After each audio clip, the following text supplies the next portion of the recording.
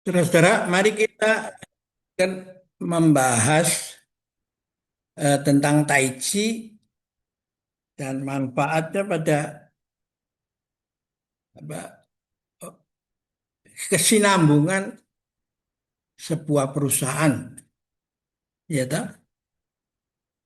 Nah, kali ini kita akan menyorot langkah Jack Ma, orang yang salah satu orang terkaya di Tiongkok yang bergerak dari bawah sekali waktu apa eh, mudah ngelamar sekolah di mana-mana susah ditolak, ya toh, ke Amerika apalagi, ya toh. Tapi akhirnya dengan usaha sendiri, dengan konsep setiap hari satu langkah, meskipun perjalanan masih ribuan li, setiap hari berbuat baik, ya toh, mesti banyak rintangan, ya toh. Spirit ini oleh Jack Ma dijadikan pendorong sampai dia mencapai sukses sekarang ini. Dan lalu dia menyadarin bahwa bisanya dia itu melakukan semua ini karena pada waktu muda dia berlatih Tai Chi itu. Ya, ini yang jarang diangkat ini orang hanya bahwa karena Tai Chi itu dia mempunyai semangat seperti ini. Dan kalau Anda melihat cerita silat dari tokoh-tokohnya selalu itu bukan orang yang itu dari turunan orang kaya, orang yang hebat, dari orang tuanya hebat, tapi orang yang bergerak dari bawah itu. Kita lihat Kue Cheng, makanya dari tokoh dari pendekar pemanah burung Raja Wali itu orangnya dia lugu aja, pintar enggak, intelektual kagak, tapi dia orang baik aja, lurus aja, lempeng aja. Dan dia kerja keras akhirnya bisa menjadi pendekar yang luar biasa di dalam cerita silat itu toh. Nah, di dalam cerita berikutnya yang di sutradara pengarang bukunya itu adalah Jin Yung itu. Ada tokohnya yang kedua adalah Yoko, anak yang yatim piatu nggak punya ayah ibu sudah meninggal. Ya, akhirnya melalui kerja keras sampai segala akhirnya menjadi pendekar Raja Wali Sakti. Ya, menemukan ilmu dari warisan pendekar di zaman dulu di sebuah gua atau apalah begitu. Dibaca satu apa ukiran di tembok atau di apa di kulit binatang kayak atau apalah di kayu kayak atau daun lontar kayak atau apa, ilmu itu ditemukan dan lalu menjadikan dia menemukan ilmu yang tinggi sehingga dari yin dari bawah dia bisa naik ke atas itu, ya, menjadi orang hebat. Nah, yang ketiga adalah kisah tentang Kyobuki, juga apa eh, yatim piatu karena bapak dan ibunya bunuh diri kan, karena mau melindungi kakeknya yang menyimpan golok pembunuh naga. Dia itu simbol daripada eh, orang nomor satu di dunia Kang Out. Karena itu diperebutkan berbagai macam semua aliran persilatan loh. Nah, Tio Buki yang kena pukulan tenaga dingin itu dia pada waktu masih bocah itu Ya umurnya sudah pendek. Ya, berapa, tapi hanya beberapa waktu aja sudah. Dan setiap kali kumat itu dia menggigil badannya tuh. Nah kakek gurunya itu yang namanya Chan San Feng itu atau Tiu Sam Hong itu hanya bisa membantu menyalurkan tenaga dalamnya untuk mengurangi dan penderitaan dan memperpanjang sampai dia ketemu seorang guru yang apa bisa mengobati, yaitu guru ilmu panas, itu ilmu matahari itu dingin harus dinetralisir dengan panas kan. Nah, melalui lika-liku nanti saya akan ceritakan dalam episode berikutnya juga untuk mengisi supaya ngobrol-ngobrol kita itu menjadi menarik gitu. Akhirnya si Tio Buki itu menjadi orang nomor satu di dunia persilatan dan di tangannya juga kalau pembunuh naga itu dipegang itu. Tapi apa yang terjadi setelah dia disanjung oleh lingkungan untuk menjadi meneruskan kerajaan, menjadi raja, dia mengatakan enggak, dia pakai golok pemburu naga itu untuk membelah singgasana dari raja itu. Dan lalu pedang itu diserahkan pada orang yang bakal meneruskan apa menjadi pendiri dinasti Ming gitu. Kalau nggak salah namanya Ciu Guanchang atau apa gitu itu. Nah lalu dia pergilah mengembara untuk mencari tunangannya atau pacarnya yang bernama Tio Bing yang dulunya juga menjadi apa eh, salah satu yang mau memperebutkan golok pembunuh naga itu sehingga hampir aja nyawa Tio Buki terancam.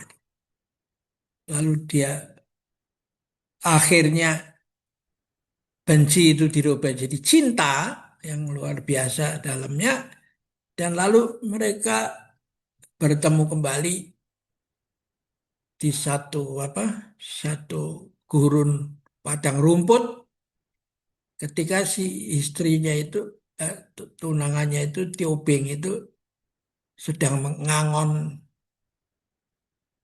domba itu ya toh. Nah, dia mencari-cari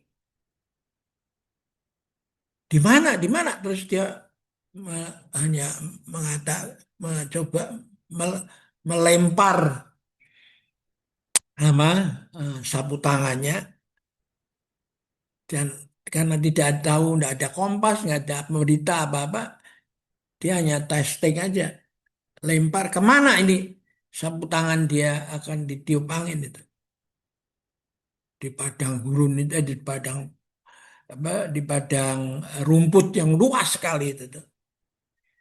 Dan lalu dia mengikuti arah itu aja dan akhirnya ketemu dengan Tiubing itu dan akhirnya mereka hidup bahagia. Nah, konsep ini, pemikiran ini yang menurut saya merupakan jalan yang diikutin oleh Jack Ma ini. Ya. Bahwa di dalam hidup ini ada mestakung itu, semesta mendukung. Dan jalannya, bagaimana caranya dia mendukung orang itu, nggak bisa ditebak. Nggak bisa you minta juga. Dia tahu apa yang harus dia kerjakan sendiri itu. Ya. Dia punya jalannya sendiri, sendiri. Nggak bisa you minta, you kasih upeti ini itu apa. Nggak. Yuk jalankan lagi. Jadilah yuk bersatu aja dan hidup dengan langit, manusia dan bumi. Kan nanti itu yang akan mereka Mestakung itu akan mencari akan menemukan dan bagaimana membantu Anda. Nah, ini yang saya tangkap dari orang seperti Jack Ma itu ya. Nah, lalu setelah dia itu hebat di dunia bisnis apa segala, timbul masalah kan?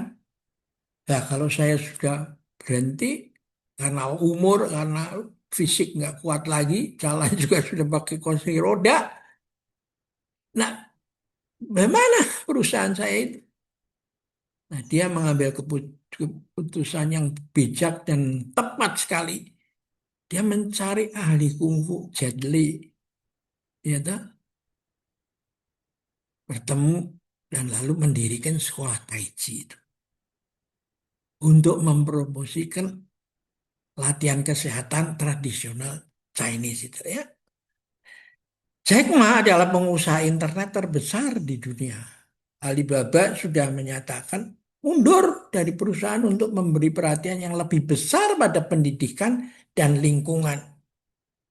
Sering merujuk latihan kesehatan itu di dalam strategi bisnisnya maupun nilai budaya perusahaan. Sementara itu, Jet Li terkenal sebagai bintang film kungfu, ya, tinggal di Hangzhou, Provinsi Zhejiang, ya, China Timur itu ya. Nah, dua ini berkolaborasi dan membuat satu Tai Chi Center, ya. Nah, karena mereka merupakan bagian dari pembangunan sebuah taman lingkungan yang juga untuk memiliki layanan komersil Tai Chi dan Jack Ma ini. Mereka bekerja sama membuat sekolah Tai Chi itu. Ya. Nah, saya hanya mengatakan bahwa ini yang menjadi masalah di mana-mana yaitu ketika ayahnya mendirikan perusahaan dan berhasil diserahkan kepada anaknya, ya.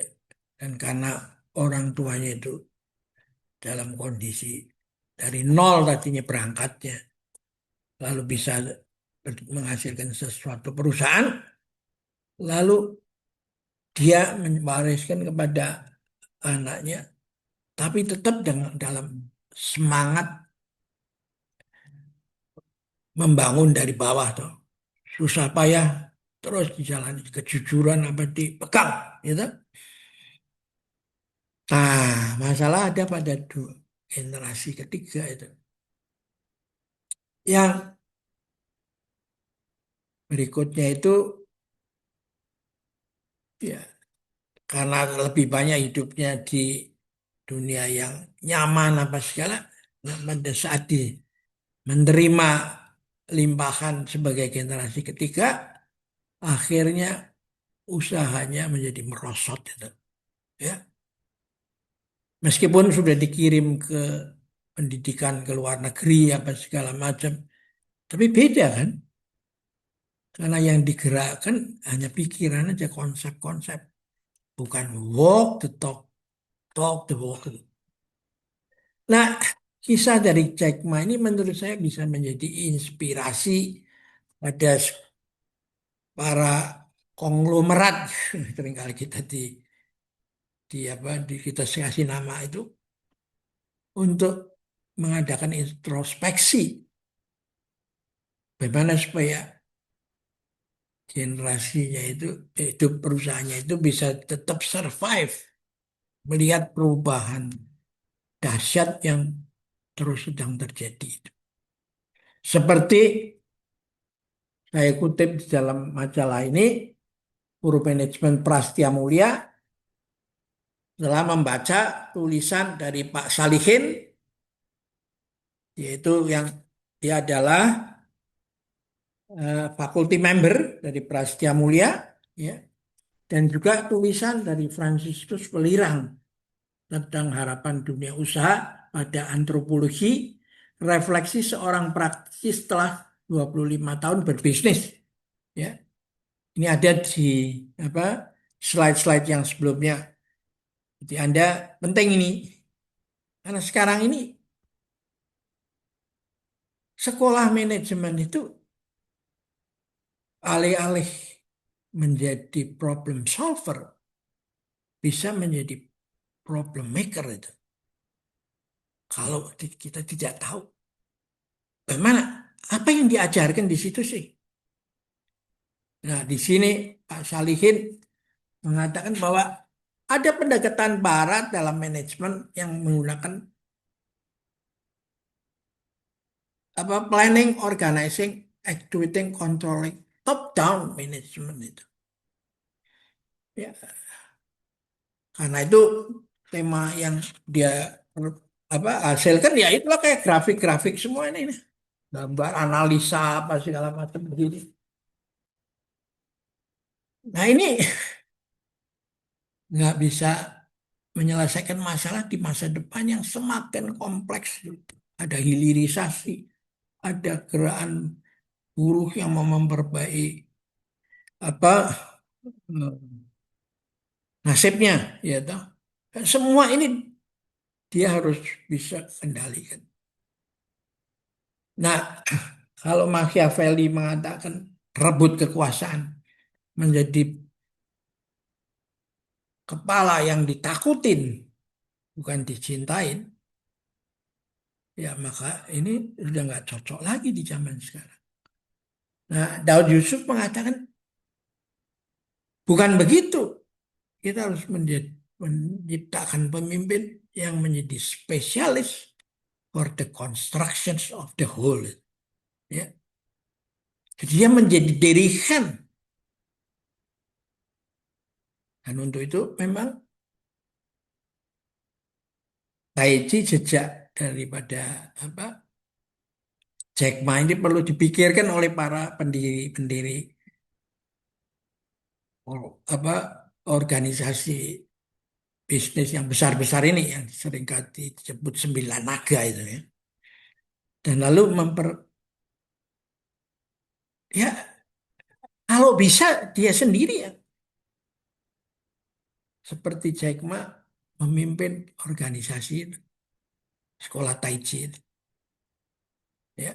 Karena dengan demikian dia itu bisa terus memberi inspirasi pada organisasinya sehingga bisa terjadi regenerasi dengan sehat seperti alam itu ya. Sebab kalau dia hanya eksis lalu menimbulkan bayangan terus sehingga terjadi matahari kembar dengan anaknya kan yang melanjutkan kan. Ewuh pakewo apa segala. Dan lalu karena masih di dalam naungan kerindangan bapaknya, dia lalu tidak bisa tumbuh itu. Seperti pohon tertutup, pohon yang lebih tinggi dan besar. Sehingga akhirnya dia tidak bisa tumbuh lagi, tidak bisa bertemu dengan matahari. Ya, kan? Tidak terjadi fotosintese. Ya. Oke, kita akhirin dulu pertemuan kita kali ini dan semoga pemikiran ini bisa diresapkan oleh apa? Oleh pihak-pihak yang terkait dan berkepentingan. Ya.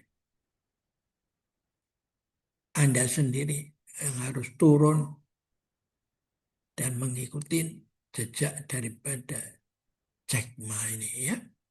Yang menurut saya inspiratif karena itu bisa dijelaskan bukan dalam kitab suci, tapi saya belajar dari cerita silat itu, ya, yang sebenarnya cerita silat itu apa mengajar budi pekerti itu, ya, bukan hanya tangkis tendang pukul aja, itu pacok, tangkis tendang pukul, pacok, tusuk, pentung, ya.